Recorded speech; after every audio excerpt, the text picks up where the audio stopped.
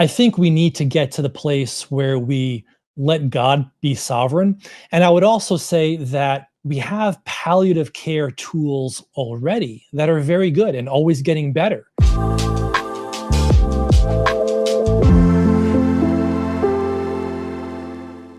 Hi, Doc. My question is, how can we demand someone to continue suffering from an illness if they want to terminate with it?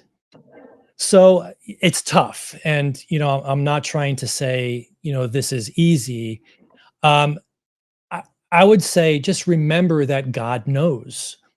God made that person, has walked with that person, is aware of the illness that that person has, and has an appointed time to take that person home. So we don't need to, meddle with God's timing or God's plan. So I would just say that it's God's sovereignty that we have to keep in mind. And this is very different. Let's say there's a patient on a ventilator in the ICU somewhere, not doing well, is in a coma, is there's no way this person is going to come out of the coma and survive. Um, Under those circumstances, what we'll often do is withdraw the care. So you turn off the life support. But that's different because you're allowing the patient to pass away of their own disease process. You're not actively killing them with drugs. You're stopping the treatment and allowing the person to pass away in their own time.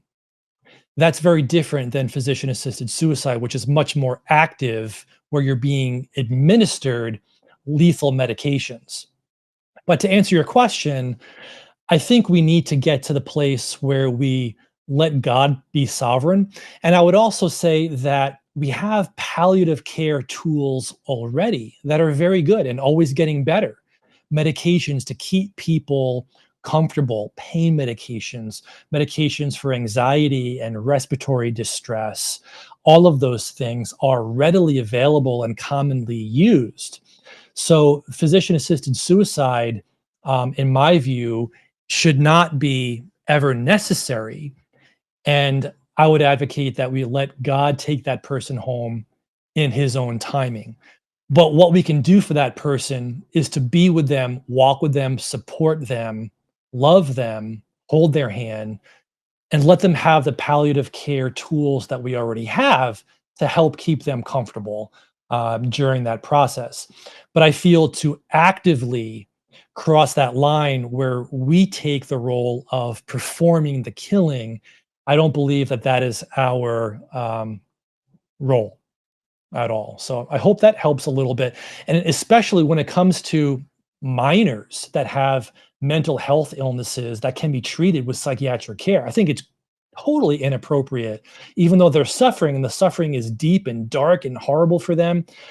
There could be a whole wide range of circumstances in their life that are tragic. And so I'm not making light of that. But what I'm advocating for is let's get people the care that they need, the psychiatric care, the social support, all of those things, taking them out of abusive homes, those type of things is what we need to be spending time and resources on. Certainly not killing 12-year-olds without even their parents' consent. It's crazy. So